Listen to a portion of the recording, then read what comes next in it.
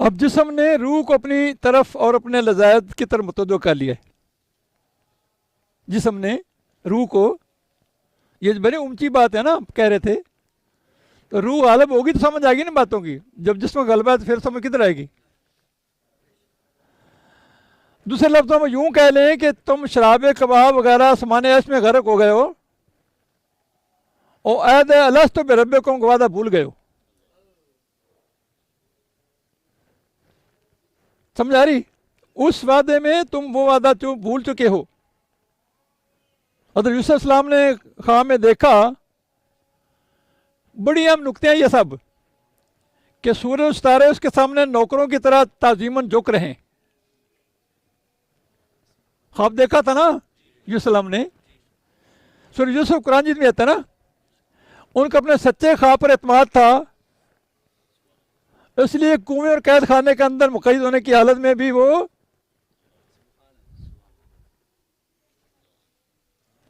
اس کی تعبیر کے سوا ان کو اور کسی بات کی تلاش نہ تھی.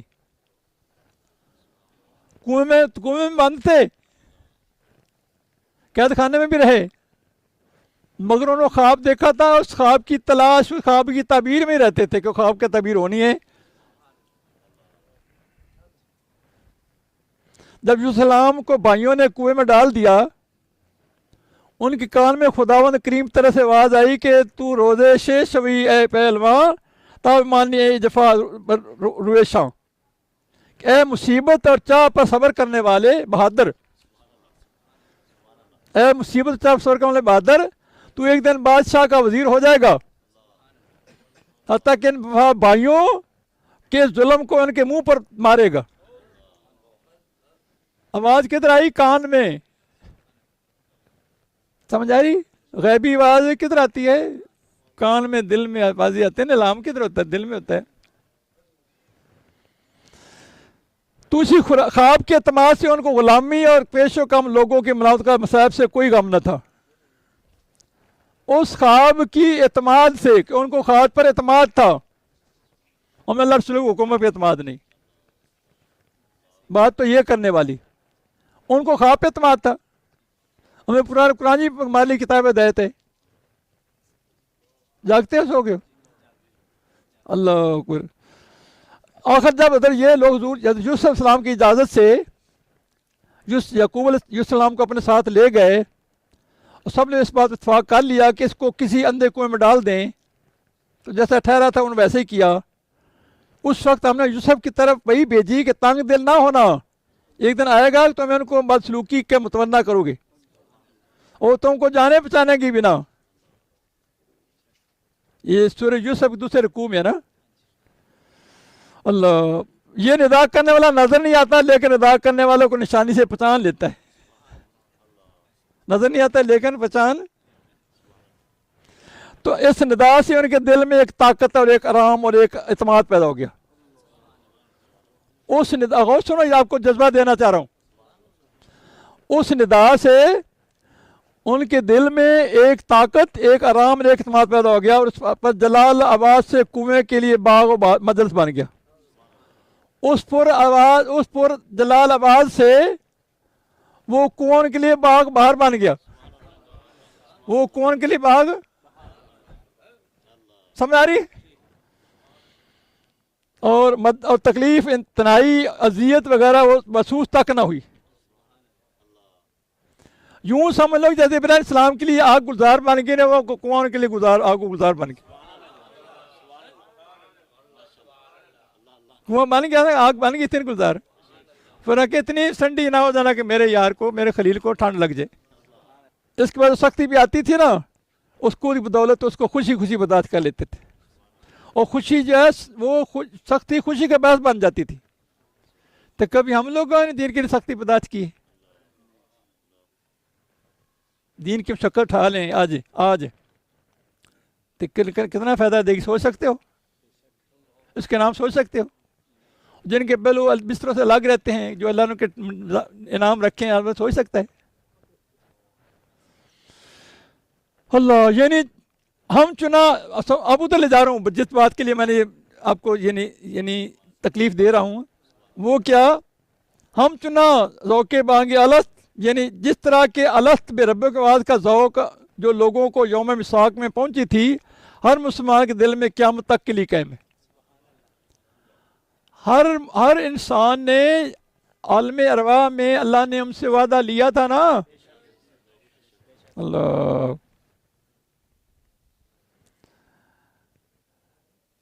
بات یاد کرو محبوب، جب تمہارے رب نے اولاد آدم کے پشت سے نکال کر کہا کیا میں آپ کا رب نہیں ہوں؟ ادھر آ جاؤ۔ اللہ سب نے وعدہ کیا تھا نا، تو کہنا کل قیامت کے نہیں کہنا کہ ہمیں تو پتہ ہی کوئی نہیں، ہمارا پیو دادا نے وعدہ کیا تھا۔ یہ قرآن ہی کہہ رہا ہے سورہ اعراف میں، اللہ نے سب روحوں سے وعدہ لیا، ہم سے لیا۔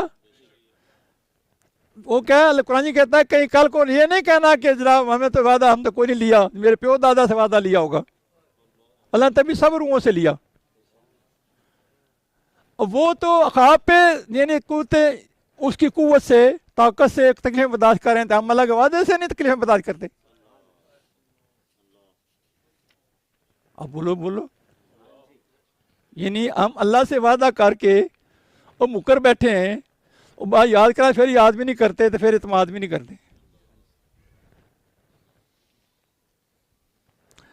اور قائم رہے تاکہ ان کو کیوں سنو غور سے بات، قیامت تک کے لیے قائم رہے تاکہ ان کے تکلیف شرعی پر اعتراض نہ ہو۔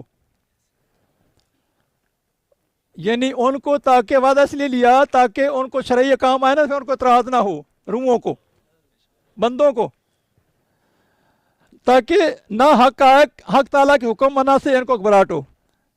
ماشاءاللہ، یعنی اللہ کو حکم آیا تو پھر گھبرا نہ جائے کہ یہ کہاں سے حکم آ گیا۔ اللہ تعالیٰ سے وعدہ جو کیا تھا تیرے حکم مانیں گے، تو رب مانیں گے، تیرے بندے بن کے رہیں گے، اب وہ گھبرائیں گے نہیں نا پھر، کہ وعدہ تو پہلے کر چکے تھے۔ نہ ان کو اعتراض ہوگا یہ شرعی حکم کہاں سے آ گیا، ادھر حکم تو یہی تھا نا میرا بندہ بن کے رہنا ہے، بولتے نہیں یار۔ تو اب جو کوئی بندہ قیود شرع کی پابندی پر اعتراض نہیں کر سکتا، کیوں پروردگار کی ربوبیت کے اقرار کر چکا ہے، اور رب العالمین جن باتوں کو بند کرنا چاہے اس کو کر سکتا ہے۔ ناک تعالیٰ کے امر و نائی کی بجاوری سے یعنی گھبرا بھی نہیں سکتا، کیوں؟ جو اللہ نے حکم دینا وہی کرنا ہے، من مانی تو نہیں کرنی۔ اللہ نے خواہشوں سے روکنا تھا، ہم رکنا ہے، بولے کیونکہ اس کو اپنا حاکم اعلیٰ مطلق بھی مان چکا ہے، تو حاکم جو چاہے حکم دے، حکم جو حکم ماننا پڑتا ہے، ماننا چاہیے، تبھی نوکری کر سکے گا نا، تبھی بندہ مان کے رہے گا نا، بولو تو صحیح۔ مگر نفس کی پہلی بیماری گناہوں سے لاپرواہی، اتنا آسان بھی نہیں جو بات میں کر رہا ہوں، تبھی سے آپ کو بات کھول کر رہا ہوں۔ یہ سورہ اعراف میں ہے، اب اس کی بات کر رہا ہوں، آیت نمبر 123 124 کے والے سے۔ مگر نفس کی پہلی بیماری گناہوں سے لاپرواہی ہے، اگر یہاں اسے نہ روکا جائے تو آزاد چھوڑ دیا گیا تو اس کی بیماری کا دوسرا درجہ آتا ہے۔ وہ کیا ہے؟ گناہوں پر دلیری۔ پہلے گناہوں سے لاپرواہی، دوسرا درجہ گناہوں پر دلیری۔ اگر وہاں بھی نہ روکا جائے تو پھر اس کو خواہشات کو لگام نہ دی جائے تو پھر تیسرا درجہ آتا ہے گناہوں پر ضد، گناہوں پر کہ اسے روکنے والا برے لگتے ہیں اور پاگل اور دیوانے لگتے ہیں، اور اپنے گناہوں کو اچھا سمجھ لگتا ہے، نیکوں کو برا صور کرتا ہے۔ اب وہ گناہوں پہ ضد ہو گئی۔ اب سمجھ آئی؟ اپنا حال خود آپ دیکھو، کیا آپ کو نیکی کا حکم دینا اچھا لگتا ہے یا برا لگتا ہے؟ آپ تو کہہ رہے ہیں باقی پوچھو، باقی مجھے نہ بتاؤ، دل میں خیال کرو۔ ہاں، اب جو تیسرا درجہ کو بتا رہا ہوں، میں قرآن سے ثابت کروں گا اس میں لوگ کون ہیں۔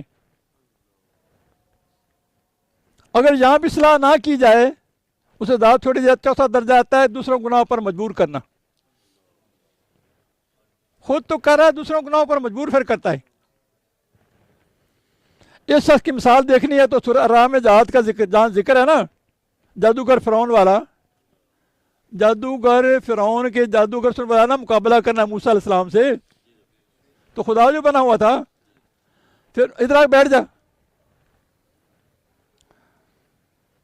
اللہ جب انہیں موسیٰ علیہ السلام کے جو کلیم اللہ جیسا مطلق کی مل گیا تو ان جادوگروں کا مرض دور ہو گیا، کیونکہ وہ تیسرے درجے میں تھے، وہ بھی تیسرے درجے میں تھے اور فرعون چوتھے درجے میں تھا۔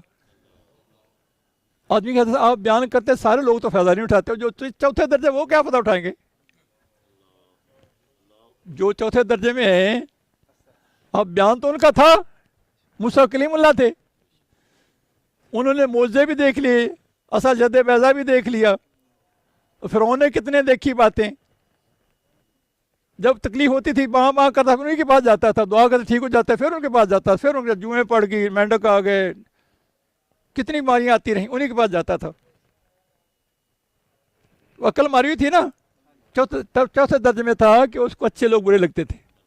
جس کو مرشد خانہ برا لگے نا وہ غور کرے کہ میں تو ہلاکت طرف جا رہا ہوں، مشکل باتیں غصہ کرے، اپنا خود سر بنے، نفس ہمارا کے پیچھے ہو اللہ۔ انہیں جب حضرت موسیٰ کلیم اللہ جیسا مطلق کی مل گیا تو ان کو مرض دور ہو گیا، مگر فرعون ہماری چوتھے درجے میں تھا کہ دوسروں کو کفر و شرک پر مجبور کرتا تھا اور مومنین صالحین کا دشمن تھا۔ جب وہ ان کلمہ یعنی اس کو موسیٰ کلیم ایمان لیا تو وہ کہنے لگا میں آپ کو سولی چڑھا دوں گا، ان کا سولی چڑھا دے میں کوئی پرواہ نہیں، کہ ایمان انسان کا مضبوط کر دیتا ہے نا، کہ فرعون کو جادوگروں کو ایمان لانا، توبہ قبول کرنا، بکر و فریب اور فساد لگا، کیا یہ فسادی آپ فساد پھیلا رہے ہو؟ کہتے ہیں آپ کا بڑا موسیٰ علیہ السلام ہے، آپ سارے فسادی ہو، یہ کہتا ان سے۔ انہیں باتیں سنی پیغمبروں نے، باقی یہ بچونگڑے یہ کیا ہے؟ اگر کوئی اللہ کے نیک بندوں کی باتیں کرتا ہے تو وہ بیچارے کیا مثال ہے، جب پیغمبروں کو انہوں نے لو لان کیا ہے۔ اللہ اس نے حضرات کو روکنے کے لیے ساتھ دڑ کی بازی لگا دی۔ اب یہ نہ سمجھو کہ فرعون ختم ہو گیا، ہائے اللہ یہ بات لا رہا ہوں، اب یہ نہ سمجھو کہ فرعون ختم ہو گیا اس فرعون کے مرنے سے، دریا غرق ہونے سے، اب کوئی فرعون نہیں رہا، نہیں بلکہ اب بھی بہت سے فرعون ہیں، بلکہ ہمارا نفس ہمارا خود فرعون ہے۔ صوفیاء کرام کے ذمہ یہی بات ہے جو میں کہہ رہا ہوں، اندرونی باطنی بیماریاں دور کرنا، سمجھا رہی؟ نفس ہمارا خود ہمارا فرعون ہے، اندر ہے۔ اللہ ایک فرعون ہے جو ہمارے ساتھ رہتا ہے، اس لیے تو ہم خود اپنے ہی دشمن ہیں۔ جو آدمی نفس ہمارا کی پیروی کرے خود اپنا دشمن۔ نفس ما کم طرح فرعون نیست لیکن مار اور نیست، کیا مطلب؟ یعنی ہمارا نفس فرعون سے کم نہیں ہے لیکن اس کے پاس طاقت تھی، ہمارے پاس ویسی طاقت نہیں ہے۔ تو یہ بھی یاد رہے، سنو غور سے، ہر زمانہ میں مختلف فرعونوں کے لیے مختلف رنگ کے موسیٰ علیہ پیدا ہوتے رہتے ہیں۔ ہر زمانہ میں مختلف فرعونوں کے لیے مختلف رنگ کے موسیٰ پیدا ہوتے رہتے ہیں، تو اپنا شیخ کامل ہمارے فرعونوں کے لیے موسیٰ ہے، اپنا شیخ کامل ہمارے فرعونوں کے لیے موسیٰ، جو شریعت کے اساس سے نفس ہمارا کے فریبوں کے سانپوں کو ہلاک کرتے رہتے، شریعت کے اساس سے جاگتے ہو، جو شریعت کے اساس سے اللہ نفس ہمارا کے سانپوں کو ہلاک اور آخر نفس کو شریعت کی اتباع پر مجبور کرتے ہیں، مگر قسمت کے بد نصیبوں کو رہبر کامل سے کیا فائدہ؟